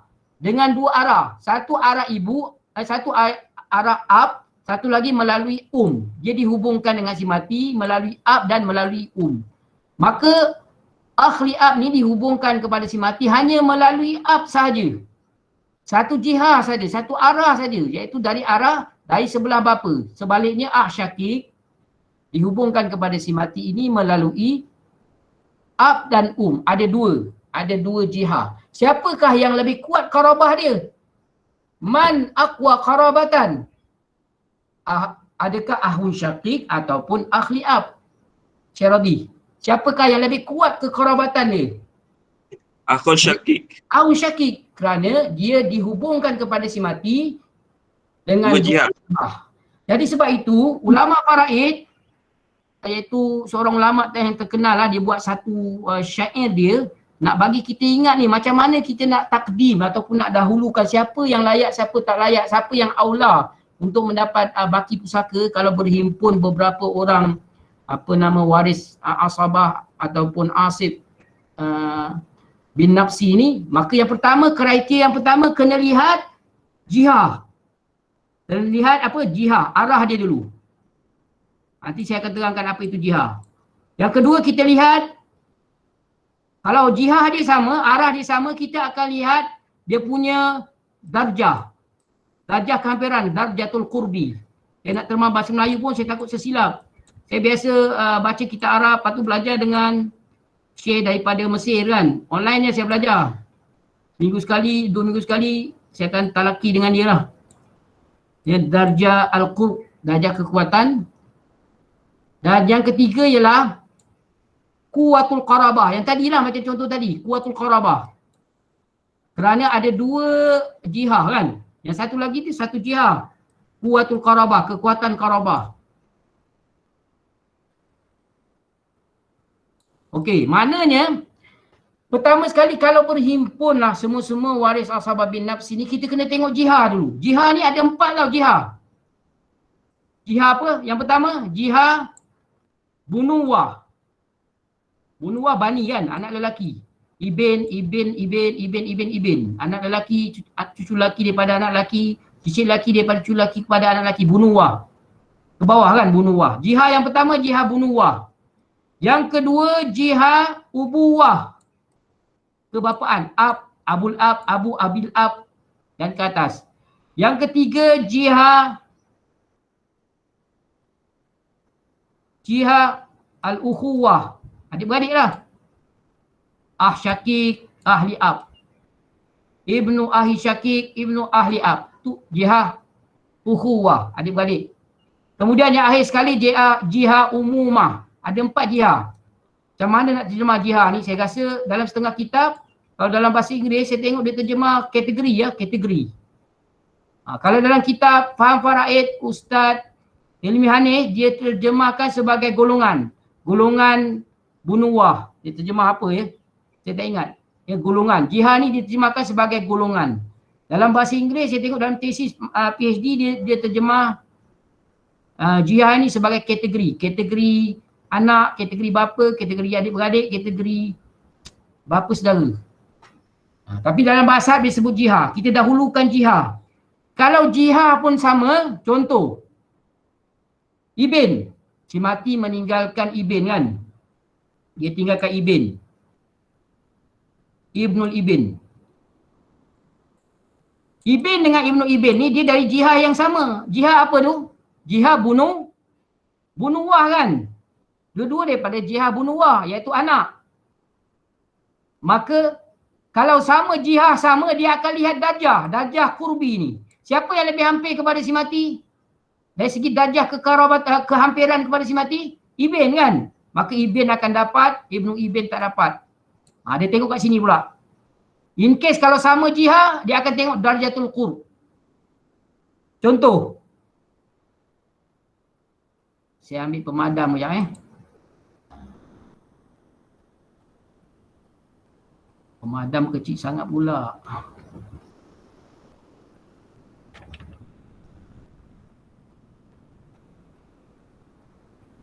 Saya buat baru je lah Saya buat baru.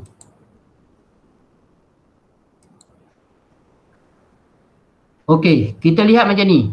Up. Ni mayit. Mayit. Kemudian dia ada up. Tu up.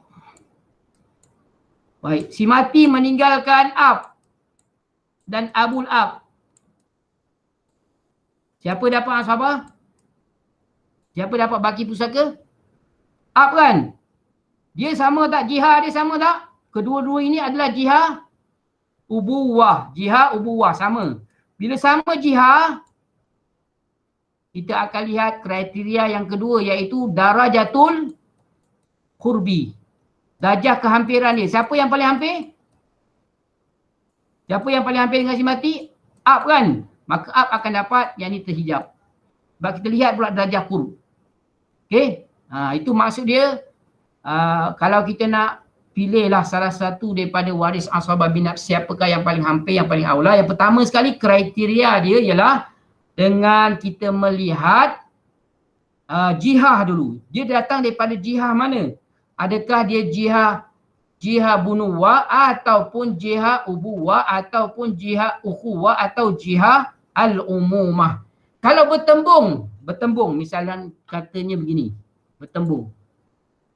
Okay. Satu datang daripada jihad bunuwah. Jihad bunuwah. Ibn lah. Ibnu Ibn. Ibnu Ibn. Dengan Syakid. Siapa yang dapat baki pusaka ni? Dia mesti seorang saja sebab kedua-dua ini adalah waris ashabah bin nafsi. Siapa yang layak? Ibn ke ataupun Syakid? Syaradi. Atau siapa-siapa nak jawab? Ibn akan dapat. Kerana apa? Kerana kita tengok tadi yang pertama kita dahulukan jihad kan? Jihad. Tak maaflah tulisan teruk. Jihad yang mula-mula sekali utamakan jihad bunuwah. Kemudian baru ubuwah. Kemudian ukhuwah. Kemudian umumah. Jadi kat sini Ibn ni walaupun dia jauh sebenarnya daripada si mati. 1, 2, 3. Ada 2 orang tengah dia kan. Yang ni satu je. Syakid, mayit. Orang tengah dia satu je. Tapi disebabkan Ibn ini, kita lihat dari sudut jihad dia, jihad bunuwah lebih diutamakan daripada jihad ukhuwah. Ingat tu. Utamakan jihad dulu. Jihad al-bunuwah, kemudian jihad ubuwah, kemudian jihad ukhuwah, kemudian jihad umumah. Di dalam kita nak memilih siapakah dia waris ashabah yang layak menerima harta pusaka. Jadi kalau faham bab ni, betul-betul faham bab ni, makanya kaedah ataupun tariqah yang pakai oleh kitab At-Tuhfatus Saniyah tadi memang dapat membantu kita menyelesaikan semua masalah faraid insya-Allah. Kedua, sebab itu dalam kitab Tuhfatus Saniyah tu dia hanya memberikan keadaan 40 keadaan kepada waris-waris fardu saja. Waris-waris ashabah tidak disebut. Kalau kita cari Syakid tak ada pun dalam tu. Sebabnya untuk waris-waris lelaki yang mendapat harta pusaka secara ashabah bin nafsi itu, cara nak menyelesaikan ni macam saya ajar tadi. Iaitu kita pilih siapakah di kalangan mereka itu yang paling hampir dengan si mati. Cara nak tentukan siapa yang paling hampir, yang aula untuk dapat pusaka di kalangan mereka itu ialah yang pertama sekali kita kena lihat dari sudut jihad. Jihad bunuwah muqaddamah, didahulukan ala jihad al-ubuwah. Kemudian jihatul ubuwah muqaddamah, didahulukan berbanding ala jihati al-ukhuwah, ke atas jihad adik-beradik, akhus syakik, akhli ab, ibnu akhi syakik, ibnu akhli ab. Kemudiannya jihatu al-ukhuwah muqaddamatun ala jihati al-umumah. Kalaulah misalan kata dalam satu kes kematian tu begini. Si mati meninggalkan syakik ataupun ibnu lah, ibni hilang ibni al-ah syakik kan, ibni al-ah syakik. Kemudian dia meninggalkan am syakik. Dua orang saja waris dia ni. Siapakah yang akan mendapat harta secara asabah, menghabiskan harta? Seorang saja, tak boleh dua. Sebab dua-duanya waris asabah bin nafs. Siapa yang lebih aula dalam kes ni, Syirati? Ibni al-akh syakik. Ibni Ustaz. Sebab apa? Kita lihat jihad. Dia datang daripada jihad mana? Bunuah. Jihad ukhuwah. Jihad ukhuwah diutamakan berbanding dengan jihad umumah. Walaupun jihad umumah ni kalau ikutkan, kalau kita hubungkan dengan si mati, dia akan melalui siapa? Ab. Satu kan, Abul Ab kan. Dia adalah anak kepada Abul Ab kan, si mati. Kemudian Ab kan. Kemudian mayit. Ada berapa tu? Ada tiga kan? Dua. Satu, dua. Itu perantara dia. Kalau ibnu ni banyak ni. Satu ibnul akhi syakik. Kemudian akhi syakik. Kemudian ab. Kemudian mayit. Ada tiga orang kan yang menengahi dia. Jauh lah. Tetapi disebabkan jihad dia ini, jihad al-ukhuwah ni lebih diutamakan, muqaddamatun ala jihad al-umumah, maka dia ni akan dapat. Yang ni kita faham betul-betul. Okey? Kalau sama jihad sama, darjah kehampiran dengan si mati pun sama, darjah kurbi pun sama. Makanya kita akan tengok pula kriteria yang ketiga, iaitu kuwatul qarabah, kekuatan kerabat. Contoh, tadi saya dah bagi contoh, kalau si mati meninggalkan ahli syakik dengan ahli ab kan. Ini saya bagi contoh lain pula. Si mati meninggalkan am syakik. Si mati meninggalkan am syakik. Am syakik dan am li'ab. Baik, dua-dua ini adalah waris asabah bin nafsi kan. Maknanya kalau si mati meninggalkan dua orang waris ini sahaja tanpa ada waris yang lain, maka hanya seorang saja yang akan dapat. Iaitu waris lelaki yang paling hampir dengan si mati, yang aula. Fama baqiya fahuwa li aula rajulin dzakar. Siapakah yang aula dalam kes ni? Yang paling hampir dengan si mati? Am syakik atau am li'ab? Am syakik Ustaz. Am syakik. Jarak dia dengan si mati sama ke tak sama? Sama. Lihat dari sudut jihad, sama-sama jihad, iaitu jihad al-umumah. Yang kedua, kita padukan dia lagi. Kita lawankan lagi. Kalau jihad sama, kita kena tengok darjah pula. Darjah kehampiran dia dengan si mati. Siapa yang darjah dia lebih hampir dengan si mati? Am syakik Ustaz. Am syakik, jihad, darjah kurbi. Ingat tu. Darjah kurbi. Darjah kurbi dia sama hampir, jarak dia sama. Betul tak sama? Dia nak pergi kepada si mati, dia akan melalui Abul Ab kan? Kepada si mati kan? Dia adalah anak kepada Abul Ab. Kemudian Ab. Kemudian mayit. Betul tak? Satu, dua. Ab. Ni Ab Ni Ab ni pun sama juga. Dia melalui Abul Ab, dia adalah anak kepada Ab. Kemudian dia melalui Ab. Sama jarak. Ni 30 km, yang ni pun 30 km. Daripada Ab kat sini pun 30 km. Ni daripada Ab sini pun 30 km. Jadi semua 30, 90 km. Sini pun sama. 30, 30, 30. Sama. Darjah kurbi pun sama. Jihah pun sama. Kalau sama ni kita akan lihat yang ketiga, kriteria yang ketiga. Yang ketiga iaitu kuatul, ada catat tak? Kuatul qarabah, kekuatan qarabah. Siapakah mempunyai kerabat yang paling kuat? Di antara am syakik dengan am li'ab. Siapakah yang mempunyai kekuatan kerabat, hubungan kekerabatan, darah daging yang lebih kuat? Adakah am syakik atau am li'ab dengan si mati? Siapa? Syaradi. Siapa yang kekuatan kerabat yang lebih? Yang paling kuat Am Syakik. Am syakik sebab dia dihubungkan dengan si mati melalui dua arah kan? Satu arah ab, satu lagi arah maka itulah yang saya nak terangkan pada hari ini tentang waris asabah bin nafsi ni. Hanya satu saja yang layak. Apakah kriteria dia? Kriteria dia ialah kita lihat tiga ni. Jihah, kalau jihah sama tengok darjah kurbi, kalau darjah kurbi pun sama, kita lihat darjah karabah. Kalau kuatu karabah dia pun sama juga. Contohnya si mati meninggalkan begini, dia meninggalkan ahli ab. Kemudian ada ahli ab lagi, 2 orang. Adakah mereka ini saling mendinding ataupun dua-dua dapat serentak? Si mati meninggalkan 2 orang ahli ab. Adakah seorang je dapat atau dua-dua dapat? Syaradi. Adakah kedua-duanya akan dapat atau salah seorang saja dapat? Maka jawapannya ialah kedua-dua orang ini akan dapat dengan dibahagikan sama rata lah. Sebab kedua-dua ini sama jantina. Kalau sama juga kat sini maka dibagi sama rata. Kalau berlainan jantina, contohnya ahli ab dan juga ukhtul ab. Si mati meninggalkan ahli ab seorang dan ukhtul ab.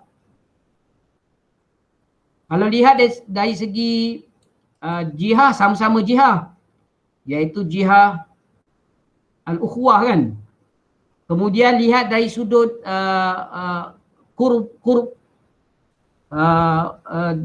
kurbid darajah, kehampiran darjat dengan si mati sama jarak dia. Kemudian dari sudut kuatul qarabah pun sama. Maka hendaklah dibagi, dia berkongsi. Tapi dia berkongsi dengan kaedah lelaki akan dapat bahagian 2 anak perempuan lah. Kat situ. 2 perempuan lah, bukan anak 2 perempuan. Lelaki akan dapat bahagian 2 orang perempuan. Lelaki 2, perempuan 1. Itulah secara umum dia. Yang saya rasa perlulah untuk diterangkan dengan detail lah. Dengan jelas supaya risalah kecil ini dapat membantu kita. Maknanya segala maklumat dalam risalah kecil ini walaupun hanya 8 muka surat sahaja, sebenarnya dia lengkap. Dan dapat insya-Allah dapat membantu kita lah di dalam menyelesaikan masalah-masalah asas di dalam ilmu faraid. Okey tak setakat ni? Ada persoalan tak? Saya rasa cukup sekadar tu kot untuk perbincangan kita pada hari ini. Dah lebih masa ke apa ni? Oh dah lebih masa dah, sampai 12.30 dah. Saya rasa cukup sekadar itulah Syekh. Ada apa-apa tak lagi nak dikongsikan? Assalamualaikum. Waalaikumsalam warahmatullahi. Ustaz nak tanya. Sekiranya si mati ni meninggalkan ibu, suami. Sekejap saya tulis sekejap. Takut saya pun bukan ingat sangat ni. Si mati meninggalkan ibu, suami, kemudian adik-beradik seibu sebapa. Adik-beradik seibu sebapa tu lelaki ke perempuan? Lelaki dan perempuan lah ada. Ada berapa orang lelaki? Ada 3 orang lelaki, 5 orang perempuan. 5 orang perempuan Macam mana cara kita nak kira tu? Okey, saya cuba bawa pergi dekat sekejap Kita pergi praktis dekat Excel sekejap Kita pergi dekat Excel. Latihan kes faraid. Jadi maknanya dalam kes ni ibu akan mendapat sekejap Okey, si mati meninggalkan ibu. Saya tulis tu ibu dalam bahasa Melayu ibu. Kemudian dia juga meninggalkan suami. Kemudian kecil sangat kan? Tak nampak Nampak tak dekat skrin tu? Nampak. Oh, minta maaf lah ya. Kecil tu, saya cuba besarkan lagi lah. Jadi dia meninggalkan ibu, suami, kemudian adik-beradik ya, saya tulis SIBL lah. Adik-beradik SIBL ni saudara seibu sebapa lelaki, ada 3 orang. Ya, saya tarik sampai bawah ni lah. Kemudian SIBP, adik-beradik perempuan lah, ada 5 orang. Okey, dalam kes ini, mula-mula bila kita jumpa masalah faraid, kita kena cari dulu, adakah semua waris ni layak terima ataupun ada yang tertinding. Waris yang pasti dapat, ibu akan pasti dapat sebab tak ada yang meninding dia. Kan? Ibu akan dapat, settle sini. Ibu dapat. Ya. Suami pun dapat. Adik-beradik dapat tak? Siapa yang meninding adik-beradik lelaki dan perempuan? Anak lelaki dan bapa. Jadi maknanya tak ada yang mendinding mereka. Anak lelaki pun tak ada, keturunan lelaki ke bawah pun tak ada. Begitu juga dengan ayah, abun tak ada. Maka maknanya dia dapat. Semua-semua ni dapat. Okey? Ibu, cuba lihat dalam jadual ni. Saya tunjukkan saya nak bantu macam mana cara nak guna kitab ni untuk menyelesaikan masalah. Ibu ada berapa keadaan? Tengok dalam jadual ni. Ibu adalah waris fardu. Tengok. Al-um lil akhwati lil lizaujah, lizauj, liljad, al-khatimah. Tengok daripada atas.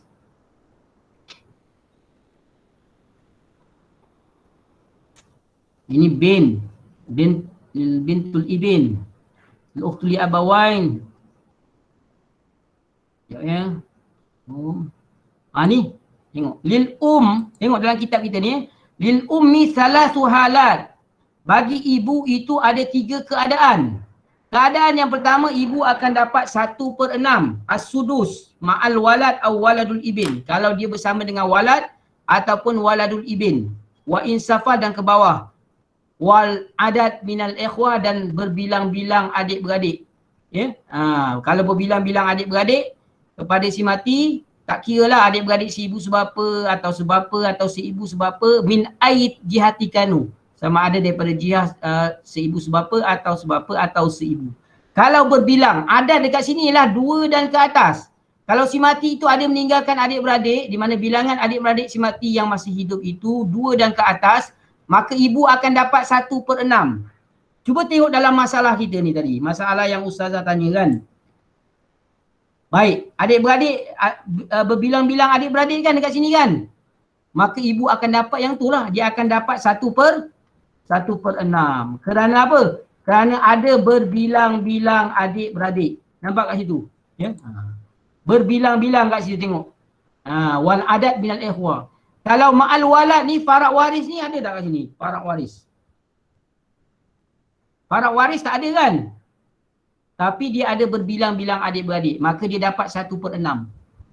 Ya? Dia tak boleh dapat 1/3 dekat sini. Ya, dia tak boleh dapat 1/3. Sebab nak dapat 1/3 yang kedua ni tengok. As-saniyah. Keadaan yang kedua as-sulus. Ibu dapat 1/3 min aslil masalah, daripada asal masalah. Indah ketika adami haulai. Ketika ketiadaan semua-semua yang atas ni. Iaitu ketiadaan farak waris dan berbilang-bilang adik-beradik. Maknanya ibu nak dapat 1/3 syarat dia ketat. Mesti jangan ada farak waris. Ya. Dan mesti jangan berbilang-bilang adik-beradik si mati. Kalau dapat dipenuhi 2 syarat ini, maka ibu akan dapat 1/6. Ya? Maka dalam kes ni ibu dapat 1/6. Suami akan dapat, minta maaf ya, dia kena adjust balik. Dia punya ni, kadang-kadang dia lari. Kena adjust dalam bentuk pecahan. Dalam bentuk fraction. Jadi sini 1/6 lagi. Baik, jadi maknanya ibu 1/6, suami ada 2 keadaan saja. Cuba tengok kitab kita. Saya akan tunjukkan macam mana nak guna kitab ni. Baik, suami dapat Yang suami adalah waris fardu, mesti ada kat sini. Kalau waris asabah dia tak ada waris asabah bin nafs. Lizauj. Muka surat berapa Surat 7 Ustaz. Muka surat 7 muka surat 4, 5, 6, 7. Okey kat situ kan. Lizauj. Tu lizauj ada halatan. Bagi suami tu ada dua keadaan saja. Sama ada 1/2 an-nisfu, iaitu inda faqdil walad, ketika ketiadaan anak, iaitu anak lelaki atau anak perempuan, awaladil ibni, ataupun anak lelaki atau perempuan kepada anak lelaki, iaitu cucu lelaki daripada anak lelaki atau cucu perempuan daripada anak lelaki. Wa insafala, dan ke bawah. Dan ke bawah tu maksudnya cicit lelaki daripada cucu lelaki kepada anak lelaki. Dan ke bawah ibin ataupun bintul ibin ataupun bintul ibin ataupun bin ibin. Itu dinamakan sebagai farak waris. Saya rasa tak sempat nak terangkan tentang masuk farak waris, nanti kalau ada masa kita terangkanlah Kemudian as-saniyah, yang kedua, keadaan yang kedua bagi suami, ar-rubu'u, 1/4 inda wujudi man dzukir, ketika wujudnya yang atas ni, iaitu farak waris. Kalau ada farak waris, iaitu si mati ada keturunan ke bawah yang mewarisi, seperti anak lelaki, anak perempuan, cucu lelaki daripada anak lelaki, cucu perempuan daripada anak lelaki dan ke bawah, makanya suami akan mendapat 1/4 sahaja. So tengok kat sini, dia ada dua keadaan saja kan, sama ada 1/4 atau 1/2. Baik, dalam kes ini, adakah si mati meninggalkan farak waris dekat sini? Anak lelaki ada tak? Cuba jawab, ada anak lelaki tak kat sini? Tak ada. Anak perempuan pun tak ada. Cucu lelaki ada tak? Tak ada. Semua farak waris tak ada di sini. Maka suami akan dapat 1/2. Macam tu kita dia. Baik. Yang ni, adik-beradik lelaki dan perempuan seibu sebapa ni, kita merujuk kepada ayat 176 yang dibacakan oleh Ustaz Radhi tadi di awal tadi. Yastaftunaka kulillahu yuftikum fil kalalah. Ini mru'un halaka laysa lahu waladun walahu ahun au ukhtun. Tamam, baca balik. Yastaftunaka kulillahu yuftikum fil kalalah. Ini mru'un halaka laysa lahu waladun walahu ukhtun falaha nisfu ma tarak.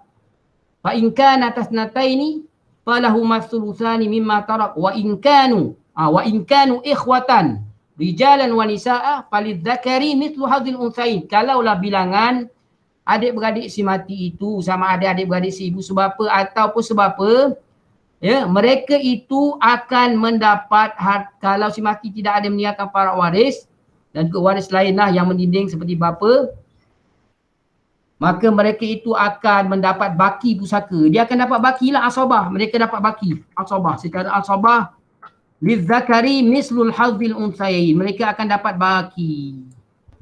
Persoalannya sekarang ni berapa baki berapa baki? Mereka akan dapat dekat sini, minta maaf. Mereka akan dapat baki. Mereka dapat baki. Ini siap. Okey. Bila dah dapat baki ni, berapa baki dia persoalannya sekarang ni? Untuk C. Untuk B. Okey, jadi 6 dengan 2. Tengok pecahan ni. 1/6 dengan 1/2. Apakah gandaan sepunya terkecil bagi 6 dan 2? Untuk kita jadikan sebagai asal masalah. Jawapan dia adalah 6 lah. 6 kan? Jadi kat sini 1. 1/2 daripada 6. 3 kan? So baki ni berapa? 2. Baki kat sini adalah 2. 2 ni kali ya. 2 bagi pada ni. Tak maaf, Ctrl C. Kenapa dia tak keluar 2.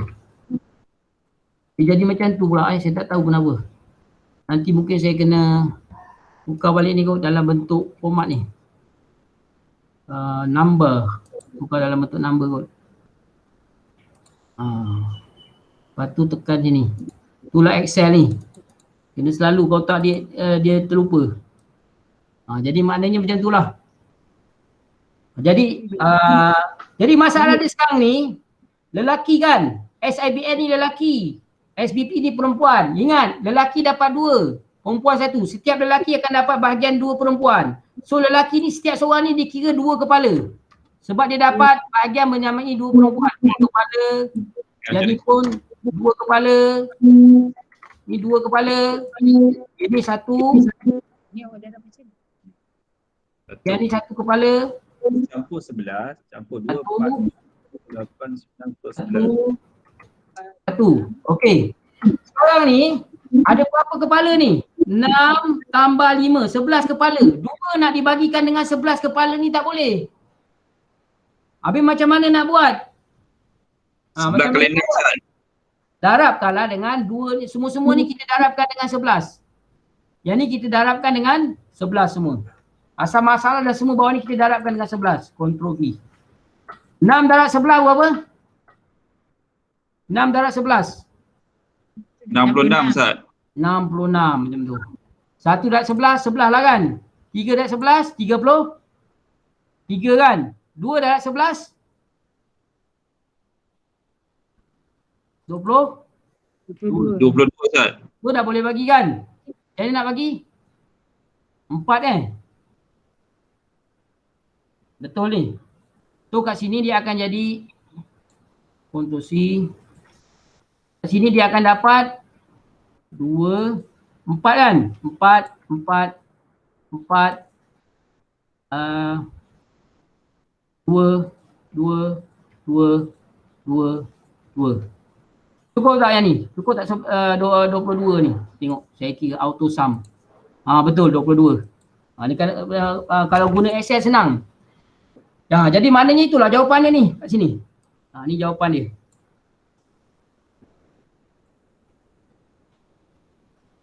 Okey, ni jawapan dia.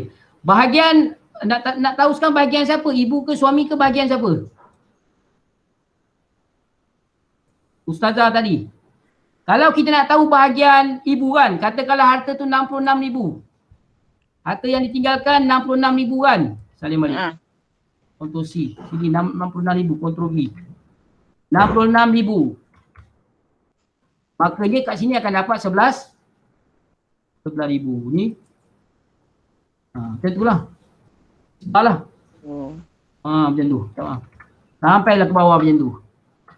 Jadi yang ni kena buat selalu. Setiap hari paling kurang pada pendapat saya lah. Satu hari satu masalah kita kena buat. Dia sekejap dia lupa. Sebab faraid ni satu ilmu yang Nabi pun dah cakap kan. Wahuwa yunsa. Antara ilmu yang akan dilupakan dan memang mudah lupa. Kita tinggal seminggu, sebulan tak buat. Lepas tu nak buat balik dia jadi macam susah. Kalau kita selalu buat, tak payah tengok ahwal tadi. Dah hafal dalam kepala dah. Tengok je zap terus. Zap. Dia kemahiran. InsyaAllah. Itulah kalau saya sekali buat dia jadi susah. Mungkin kita nak mengajar pelajar kita nanti jadi masalah kan sebab kita tak berapa mahir. Pada pendapat saya boleh gunakan kalkulator faraid USM tu lah untuk bantu kita peringkat awal. Mungkin nanti bila dah mahir setahun 2 tahun kita mengajar besok kita akan mahir tu. Tak perlukan bantuan kalkulator tersebut lah. Saya kata cukup sekadar cukup untuk Ustaz sikit lagi Ustaz tanya. Dalam faraid ni kan kalau katalah ibu dapat tu kan yang dia dapat tu sedangkan dia tak dapat menguruskan harta tu. Dia dari segi tu ada syarat dia ke apa? Macam mana? Dia tak dapat nak menguruskan harta. Bahagian dia tetap kita kena secure, kena bagi pada dia. Cumanya kena adalah orang yang tolong uruskan harta dia. Mungkin anak-anak dia ke, tolong jagakan harta dia sebagai pentadbir kepada harta dia. Pemegang amanah. Mesti ada seorang lah yang tolong jagakan dan ramai anak tu kan. Bahagian dia tetap kena secure. Kita tak boleh nak ambil lah. Escape lah. Itu sajalah. InsyaAllah saya rasa setakat hari ni tak laju sangat kan. Sebelum ni macam kereta api. Okey Ustaz. Terima kasih banyak-banyak. Okey sama. InsyaAllah nanti boleh share lah. membantu. Boleh share video juga dekat YouTube ke. Boleh tengok balik. Ustaz ada consultant kah? Saya adalah buat tapi saya tak aktif sangat.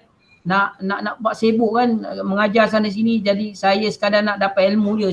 Saya masuk syarikat amanah untuk belajar. Bukan lebih kepada nak berniaga tak. Lebih kepada nak belajar tentang ilmu pusaka je. Tak aktif sangat lah. Saya lebih kepada mengajar lah. Mengajar di masjid, surau macam tu lah. Kalau nak boleh rujuk lah kan. Kalau nak boleh saya recommend kepada kawan-kawan saya. Saya ada lesen sebenarnya. Tapi saya tak aktif lah. Sebab masa tak mengizinkan lah. Okey. Okey. Okey, syukran. Okey, sama. Okey. Ya, cukup sekadar itu kita tutup dulu lah. Majlis kita dengan tasbih kafarah dan surah Al-As. Subhanakallahumma wa bihamdika. Asyhadu an la ilaha illa anta astaghfiruka wa atubu ilaik. Bismillahirrahmanirrahim. Assalamualaikum amanu wa amilus solihat. Tawassaw bil haqq wa tawassaw bis sabr. Silakan kepada Ustaz Radi lah.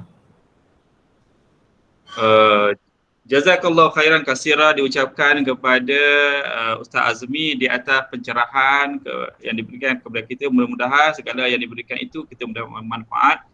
Jadi untuk akhirnya saya jemputlah kita Ustazah Fauziah.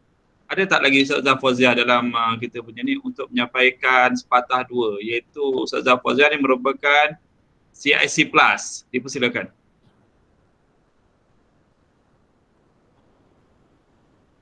Rasanya macam tak ada kot. Rasanya ada. Rasanya macam tak ada Ustaz. Dia dah keluar kot. Dia dah keluar. Tadi ada tadi. Okey, kalau dah keluar jadi kita tutuplah kita punya majlis. Mudah-mudahan kita mendapat keberkatan di atas ustaz kita ini. Dan insya-Allah Ustaz, apa minggu depan macam mana Ustaz? Boleh sambung lagi Ustaz? Boleh insya-Allah. Tadi dah terlebih masa tak perasan lah. Banyak ilmu Okey, sekian, terima kasih. InsyaAllah kita jumpa pada minggu depan insyaAllah. Dan saya akhiri dengan Assalamualaikum warahmatullahi taala wabarakatuh. Waalaikumsalam. Terima kasih Ustaz. Terima kasih Ustaz. Terima kasih Ustaz. Terima kasih Ustaz.